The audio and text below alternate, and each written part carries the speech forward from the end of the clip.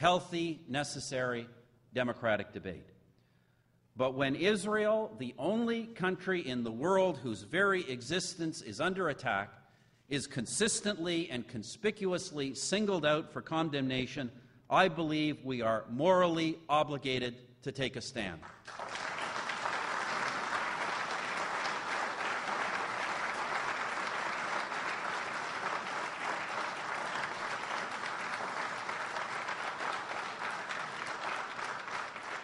Demonization, double standards, delegitimization. The 3 Ds, it is a responsibility of us all to stand up to them. And I know, by the way, because I have the bruises to show for it, that whether it is at the United Nations or any other international forum, the easiest thing to do is simply to just get along and go along with this anti-Israeli rhetoric, to pretend it is just about being even-handed, and to excuse oneself with the label of honest broker. There are, after all, a lot more votes, a lot more, in being anti-Israeli than in taking a stand. But as long as I am Prime Minister, whether it is at the United Nations, the Francophonie, or anywhere else, Canada will take that stand, whatever the cost.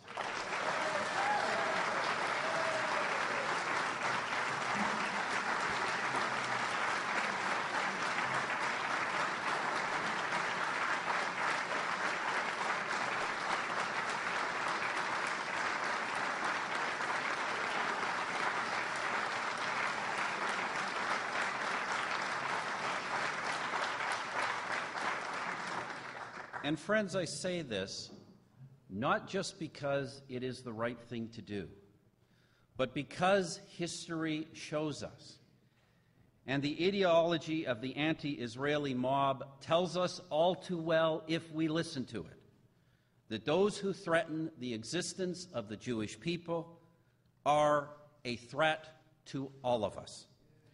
Earlier, I noted the paradox of freedom. It is freedom that makes us human. Whether it leads to heroism or depravity depends on how we use it. Alors que grandir le spectre de l'antisémitisme, notre responsabilité est de plus en plus claire. Nous sommes des citoyens de pays libres. Nous avons le droit et donc l'obligation de parler et d'agir. We are free citizens, but also the elected representatives of free peoples. We have a solemn duty to defend the vulnerable, to challenge the aggressor, to protect and promote human rights, human dignity, at home and abroad. None of us really knows whether we would choose to do good in the extreme circumstances of the righteous. But we do know that there are those today who would choose to do evil if so permitted. Thus, we must use our freedom to confront them and their anti-Semitism at every turn. Voilà, mesdames et messieurs, l'objet de notre intervention aujourd'hui, notre détermination commune à confronter cette terrible haine. Le travail que nous avons entrepris dans nos propres pays et en collaboration les uns avec les autres est un signe d'espoir. Our work together is a sign of hope, just as the existence and persistence of the Jewish homeland is a sign of hope.